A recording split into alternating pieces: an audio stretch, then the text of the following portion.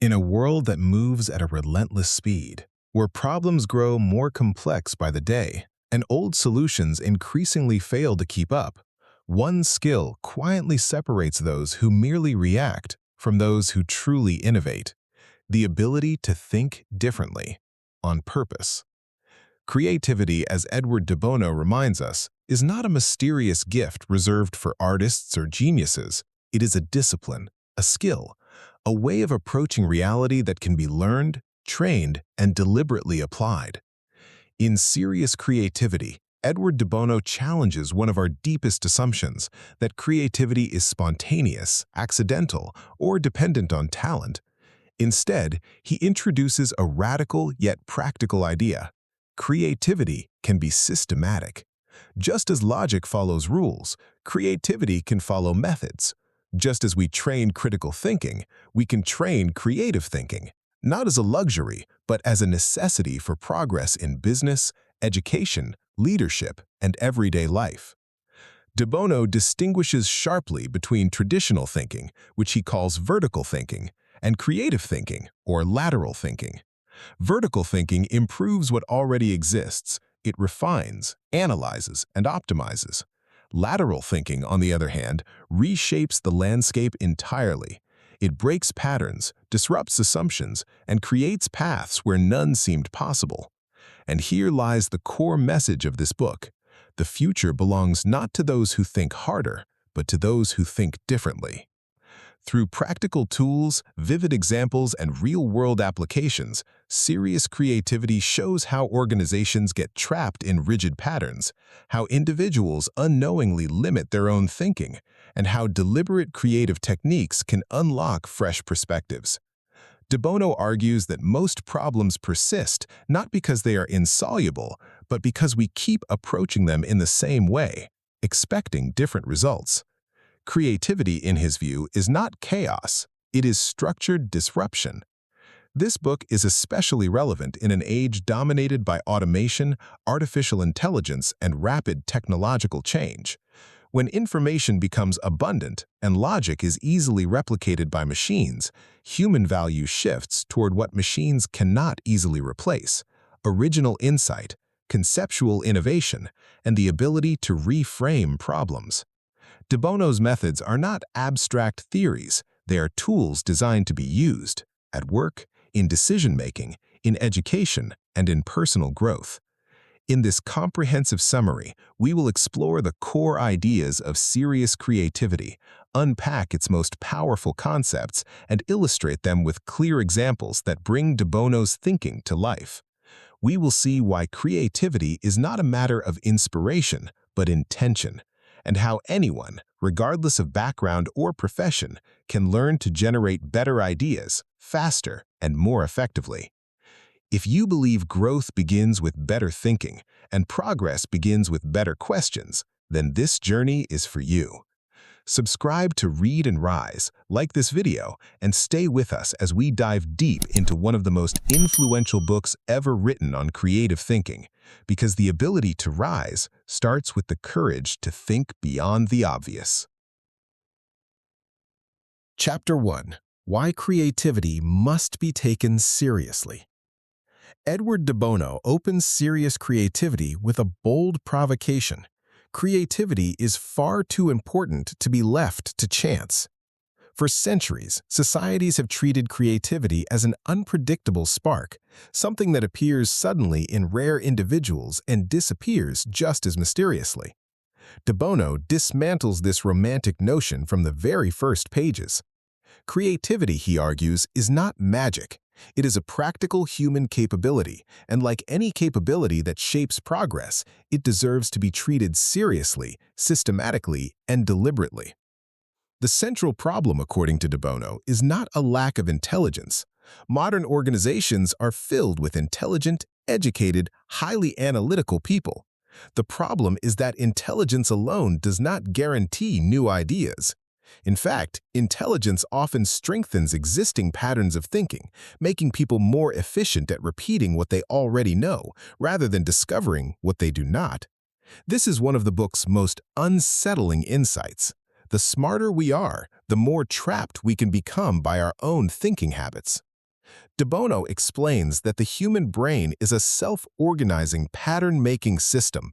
It naturally forms pathways based on experience, repetition, and success.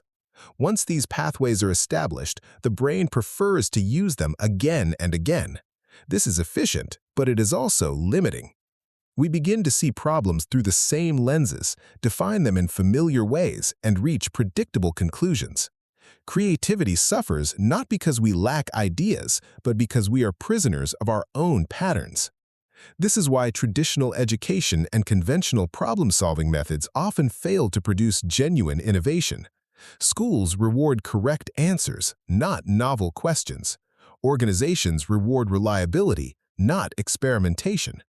Over time, this trains people to avoid uncertainty and risk, the very soil in which creative ideas grow.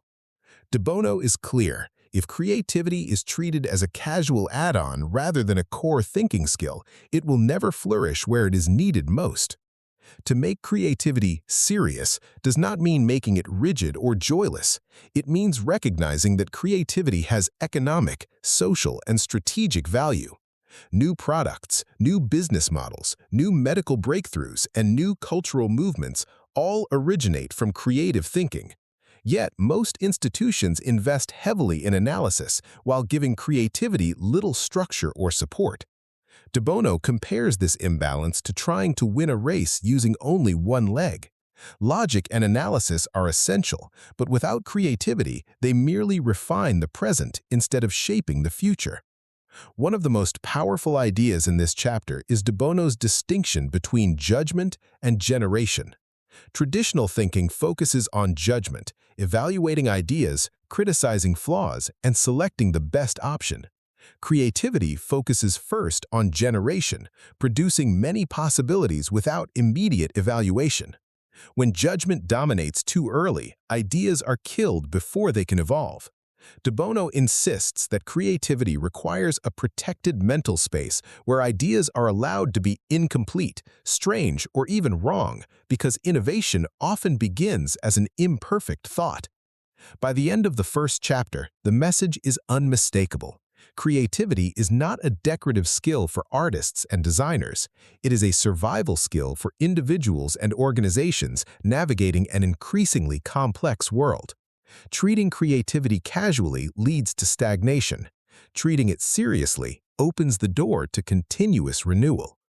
This foundation sets the stage for the rest of the book. De Bono has made his case. Creativity is not optional, not accidental, and not reserved for a gifted few. It is a discipline that must be understood, practiced, and embedded into how we think before we can hope to change what we do. In the next chapter, we will dive deeper into how traditional thinking patterns form, why they are so difficult to escape, and why lateral thinking is essential for breaking free from mental routines that quietly shape and limit our decisions. Chapter 2. The Limits of Traditional Thinking. In the second chapter of Serious Creativity, Edward de Bono turns his attention to a problem so familiar that it often goes unnoticed: the invisible boundaries of traditional thinking. Most people assume that better thinking simply means clearer logic, sharper analysis, and more accurate reasoning. De Bono does not reject these skills, he reframes them. Logic, he argues, is excellent at judging ideas, but remarkably poor at producing new ones. Traditional thinking, or what de Bono often associates with vertical thinking, follows established paths. It moves step by step, each conclusion resting firmly on what came before. This approach is invaluable when solving well-defined problems with known parameters. If the goal is to improve efficiency, reduce errors, or optimize existing systems, vertical thinking performs brilliantly. But when the goal is to change the system itself, traditional thinking begins to reveal its limitations. De Bono explains that logical thinking works by excluding what does not fit. It narrows options, removes contradictions, and seeks correctness. Creativity, by contrast, must first expand options. It must allow unusual connections, temporary contradictions, and ideas that may not yet make sense. The mistake many organizations make is expecting creativity to emerge from processes designed to eliminate uncertainty. In such environments, new ideas rarely survive long enough to mature. A key insight of this chapter is that being right is not the same as being creative. Logical thinking aims to arrive at the correct answer. Creative thinking aims to generate multiple possible answers, some of which may initially appear wrong, impractical, or irrelevant. History repeatedly shows that transformative ideas often begin outside accepted logic. De Bono reminds us that many breakthroughs were once dismissed simply because they did not fit existing frameworks. He also challenges the assumption that disagreement and debate naturally lead to better ideas. Traditional thinking encourages argument. One idea competes against another until a winner emerges. Creativity, however, is not a courtroom. It does not thrive under constant opposition. When ideas are immediately attacked, the mind retreats into safe, familiar territory. De Bono argues that creative progress depends more on exploration than confrontation.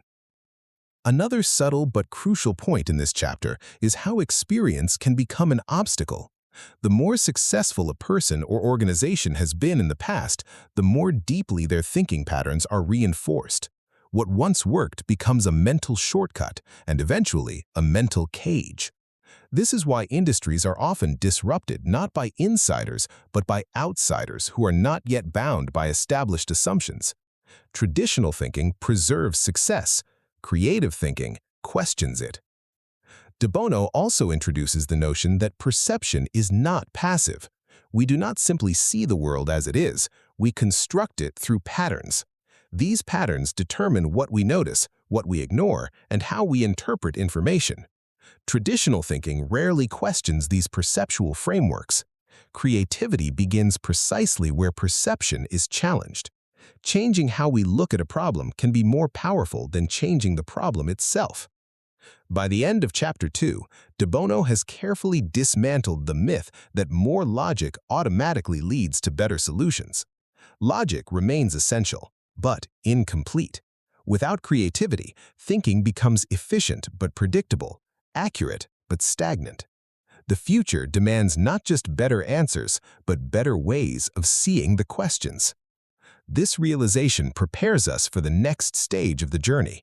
If traditional thinking traps us within patterns, then the next question becomes unavoidable.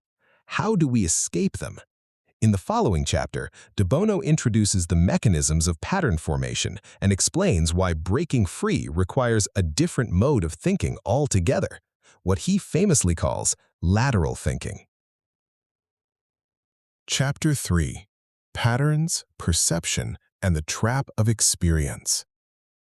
In this chapter, Edward de Bono takes us inside the machinery of the mind. To understand creativity, he argues, we must first understand how the brain organizes experience. Human thinking is not random, it is structured around patterns.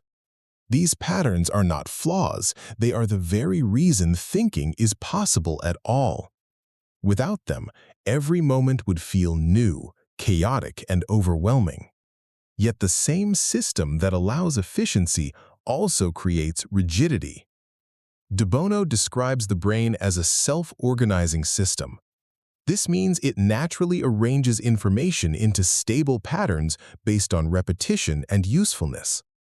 When a particular way of interpreting the world proves successful, the brain strengthens that pathway. Over time, these pathways become the default routes of thought. They save energy, speed up decisions, and create a sense of certainty. But they also quietly dictate what is considered obvious, normal, or impossible. This is where creativity encounters resistance. Once a pattern is established, the brain has no incentive to leave it. New information is not evaluated neutrally, it is absorbed into existing structures or rejected entirely. De Bono emphasizes that this happens automatically without conscious intention. People do not choose to be uncreative, they simply continue thinking in the ways that have worked before. Experience, often praised as the foundation of wisdom, becomes a double-edged sword. The more experience we have, the stronger our patterns become. Experts see faster, but they also see narrower. They recognize familiar signals quickly, yet may overlook unconventional possibilities. This explains why innovation so often comes from those willing to question what everyone knows.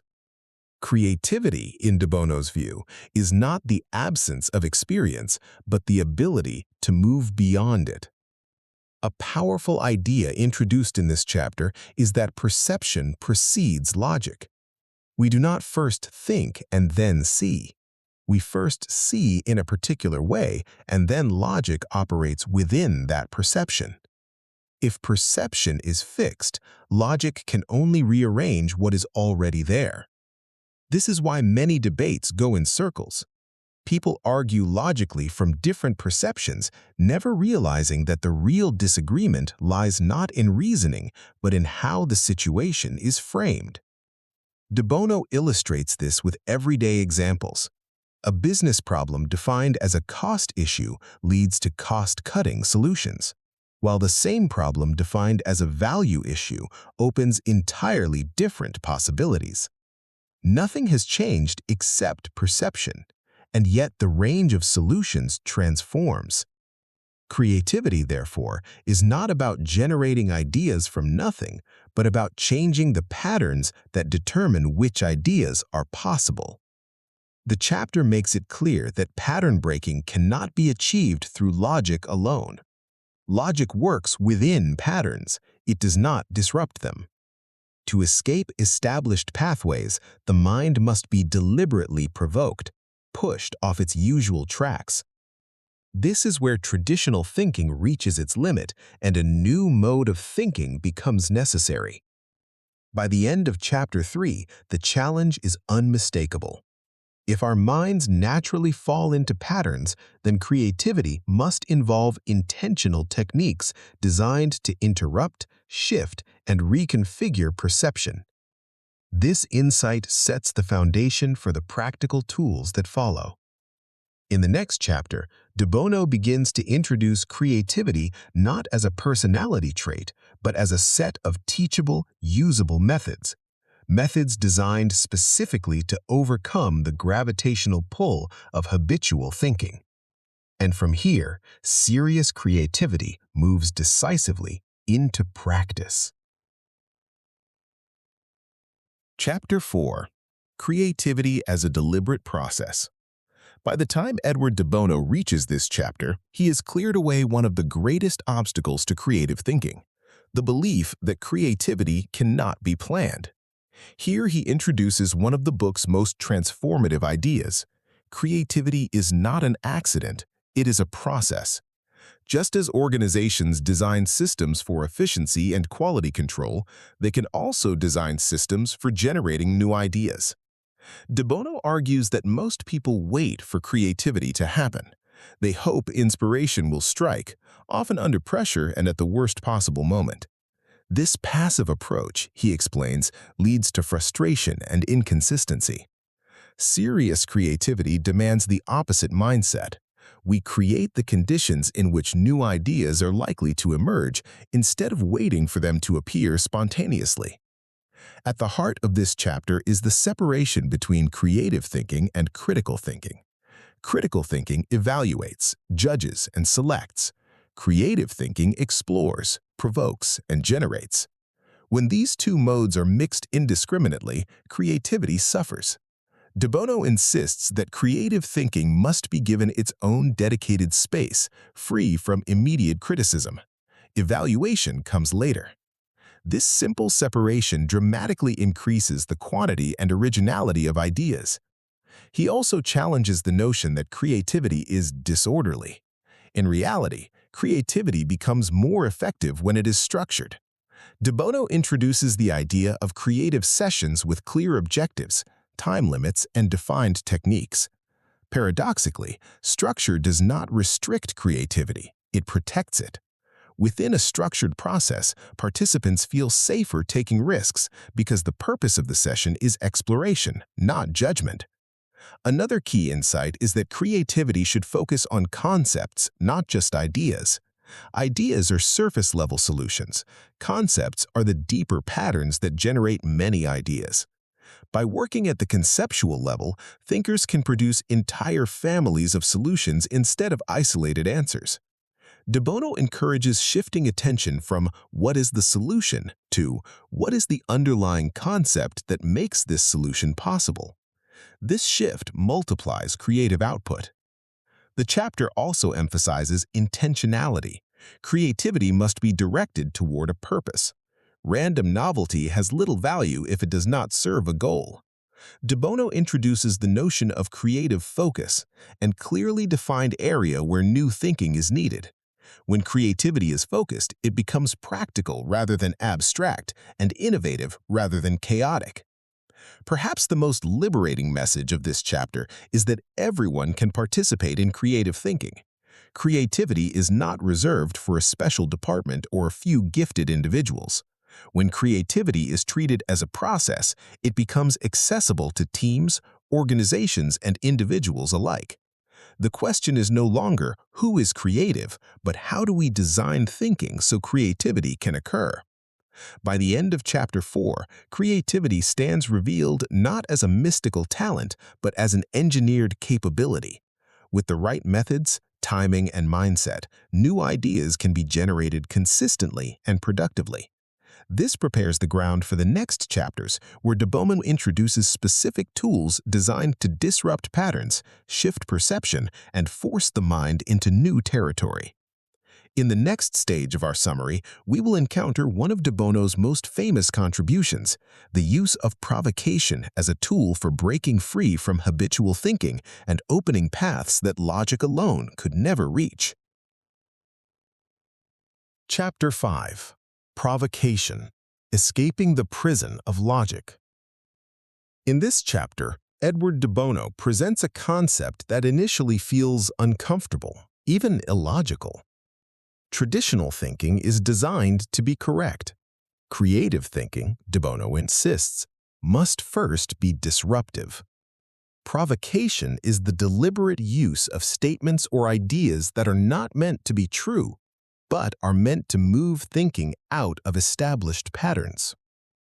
De Bono makes an important clarification from the start. Provocation is not nonsense for its own sake. It is a tool with a purpose. When the mind encounters a provocation, it cannot follow its usual logical pathways. The familiar routes no longer apply. This temporary breakdown forces the brain to search for alternative connections, and in that search, new ideas are born. He introduces the famous notion of the PO statement, a marker that signals a deliberate provocation rather than a claim of truth. For example, saying, "PO, cars should have square wheels," is not an attempt to redesign automobiles overnight. It is a mental lever. Once logic is suspended, the mind begins to ask new questions. What if wheels didn't roll? What if movement relied on stepping? What if traction, not speed, was the goal? From an absurd starting point, useful concepts can emerge. This chapter highlights a critical weakness of conventional thinking. Logic cannot move beyond what already exists. Logic rearranges known elements, but it cannot easily invent new frameworks. Provocation, by contrast, forces the thinker to step outside the system entirely. It breaks continuity, disrupts certainty, and invites exploration without requiring immediate justification. De Bono emphasizes that provocation must be followed by a movement phase. The purpose is not to defend the provocative idea, but to move forward from it, extracting value, insights, or alternative concepts. Without movement, provocation collapses into absurdity. With movement, it becomes a powerful generator of innovation. Another key insight is that provocation neutralizes fear. When an idea is clearly labeled as a provocation, it is freed from the burden of being right. This creates psychological safety. People feel permitted to explore without risking embarrassment or rejection. In creative environments, this safety is essential. Fear of being wrong is one of the strongest suppressors of new thinking. De Bono also contrasts provocation with brainstorming. Brainstorming often produces more of the same ideas because participants remain inside familiar patterns. Provocation deliberately jolts the mind into unfamiliar territory. It is not about volume, but about directional change. By the end of Chapter 5, provocation emerges as a disciplined rebellion against habit. It is a way of using illogic intelligently. De Bono's message is clear. If we rely only on logic, we remain trapped by the past. If we dare to provoke our own thinking, we open doors to futures that logic alone could never predict. The stage is now set for the next chapter, where De Bono explores how to generate creative alternatives systematically, without waiting for inspiration and without relying on randomness. Creativity, step by step, becomes a skill that can be practiced with intent. Chapter 6. Generating Alternatives, Moving Beyond the Obvious. In this chapter, Edward de Bono confronts one of the most damaging habits in everyday thinking: settling for the first acceptable idea. Most people stop thinking not when they have found the best solution, but when they have found a solution that works. De Bono argues that this habit is the enemy of creativity. True creative thinking begins after the obvious answer appears. De Bono introduces the deliberate practice of generating alternatives as a core creative discipline. Alternatives are not merely different answers to the same question, they are different ways of framing the question itself. When we ask for alternatives, we force the mind to move away from its default pattern and explore new conceptual territory. This movement is the essence of creative progress. A crucial idea in this chapter is that the quality of thinking improves with the quantity of alternatives. This does not mean that all ideas are equal, but that a larger pool increases the likelihood of discovering something truly novel.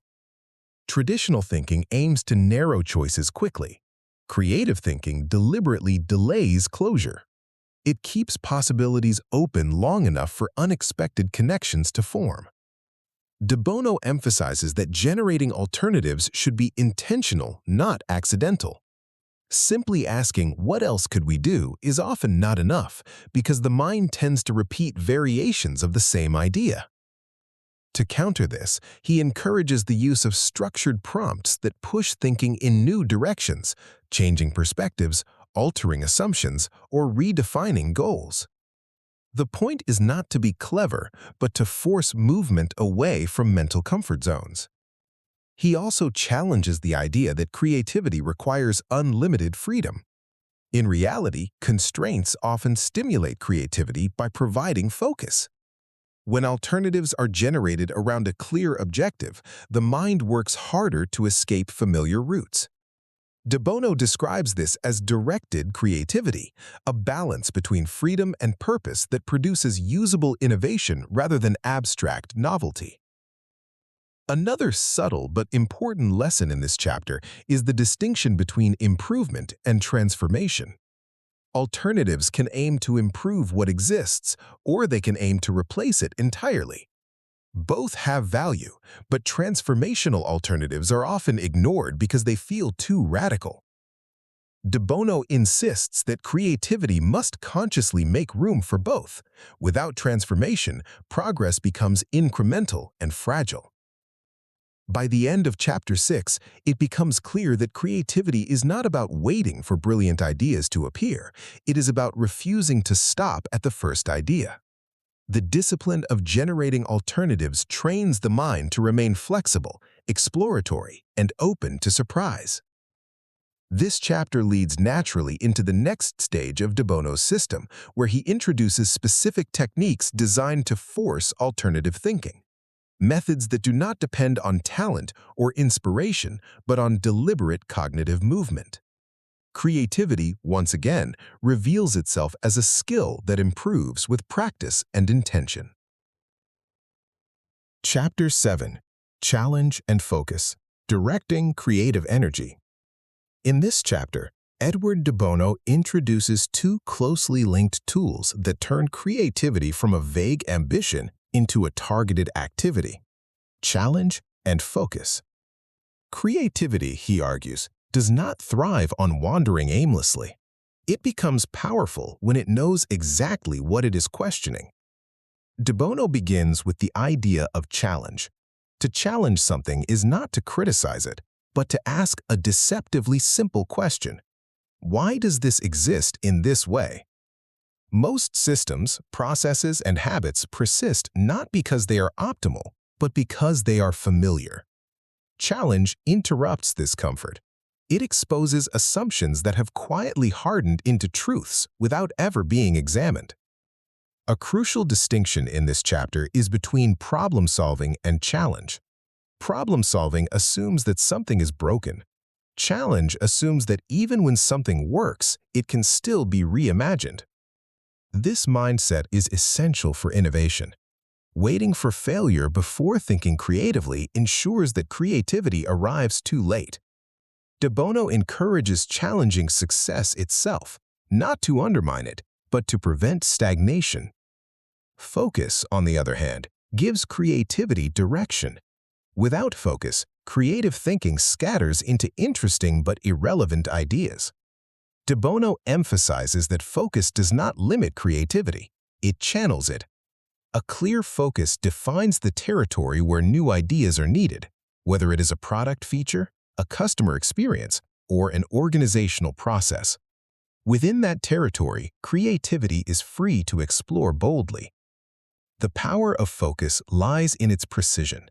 Instead of vaguely aiming to improve customer service, a focused challenge might target a specific moment: waiting time, first contact, or problem resolution. Each focus opens a different creative space. By shifting focus deliberately, thinkers can generate multiple layers of innovation within the same system. De Bono also highlights the importance of temporary focus. Creativity benefits from time-bounded attention. When a team knows that it is focusing creatively on one aspect for a limited period, resistance decreases and engagement increases. Creativity becomes an event, not an abstract expectation. This chapter reinforces a recurring theme of the book. Creativity is not opposition to discipline, it depends on it. Challenge questions the necessity of what exists. Focus determines where creative effort is applied. Together, they ensure that creativity is not wasted, but aligned with real needs and real opportunities. By the end of Chapter 7, creativity emerges as something that can be aimed, directed, and activated at will. With challenge and focus, thinkers no longer wait for problems to demand innovation. They invite innovation intentionally. The next chapter will deepen this approach by introducing techniques for extracting concepts from ideas, allowing creative thinkers to move beyond isolated solutions and generate entire systems of innovation from a single insight. Chapter 8: Concepts, the engine behind powerful ideas.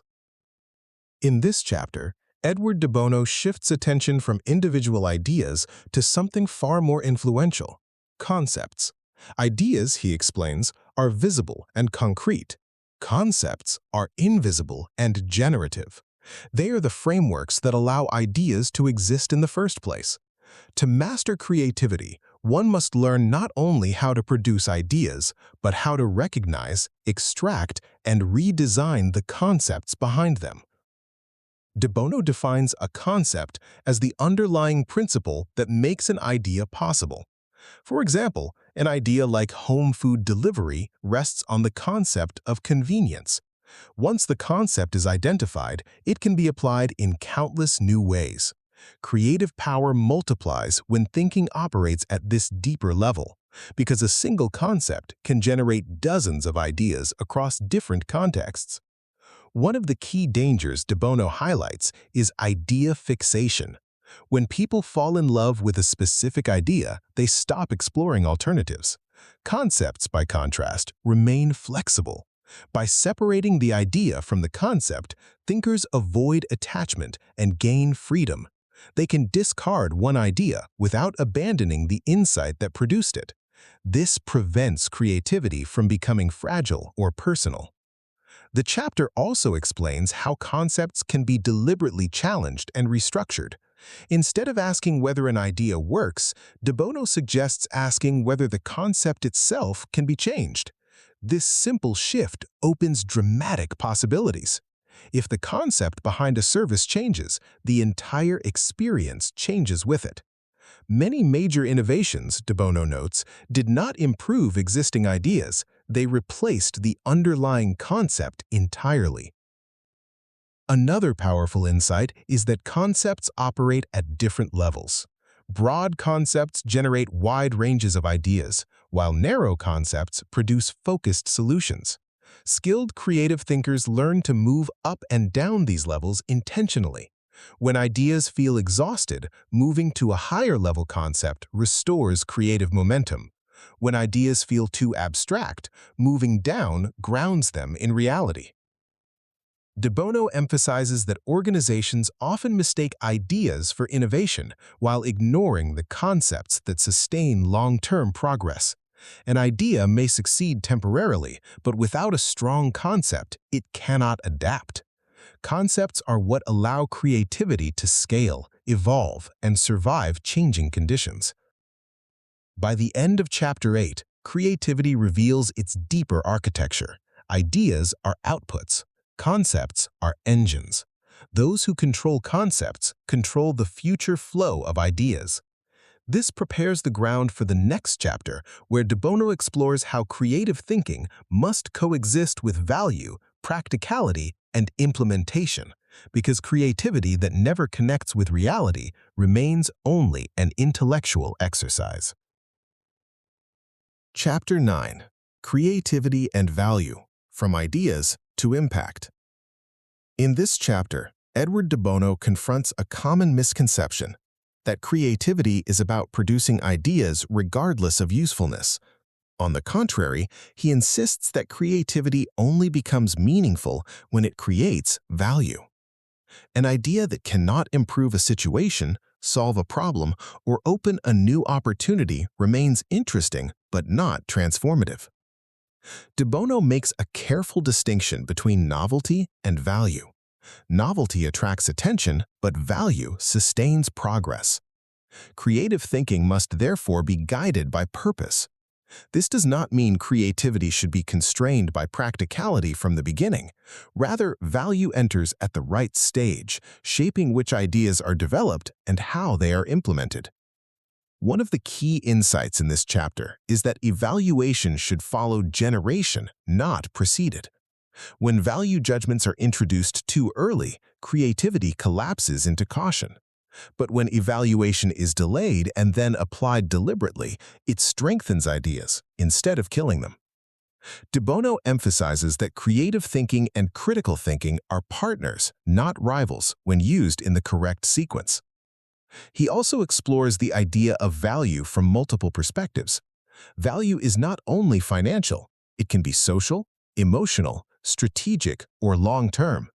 Many creative breakthroughs initially appear inefficient or risky when judged by short-term metrics. De Bono argues that serious creativity requires the courage to recognize emerging value before it becomes obvious. Another important point in this chapter is that value can be designed, not just discovered. By defining what kind of value is needed, speed, simplicity, accessibility, sustainability, creative thinking can be directed toward outcomes that matter. This intentional alignment ensures that creativity serves real needs rather than abstract curiosity. De Bono also warns against the false security of consensus. Ideas that create genuine value often disturb existing systems. Seeking universal agreement too early leads to watered-down solutions. Creativity, he suggests, should first be allowed to prove its value through experimentation and evidence, not popularity. By the end of Chapter 9, creativity is no longer floating in the realm of imagination. It is grounded, purposeful, and accountable. Creativity is not about being different for its own sake. It is about being usefully different. This chapter leads naturally into the final stages of the book, where de Bono discusses how serious creativity can be embedded into organizations, cultures, and daily thinking, ensuring that innovation becomes continuous rather than occasional. Chapter 10. Embedding Creativity, Making It a Habit. In the final chapter of Serious Creativity, de Bono emphasizes that creativity cannot remain a one-off effort. Even the most powerful techniques, provocation, concept extraction, alternative generation, and focused challenge, lose their effectiveness if they are applied sporadically. Serious creativity must be woven into the fabric of thinking, both individually and organizationally. De Bono begins by highlighting the difference between reactive and proactive thinking. Most organizations innovate only in response to crises or external pressures.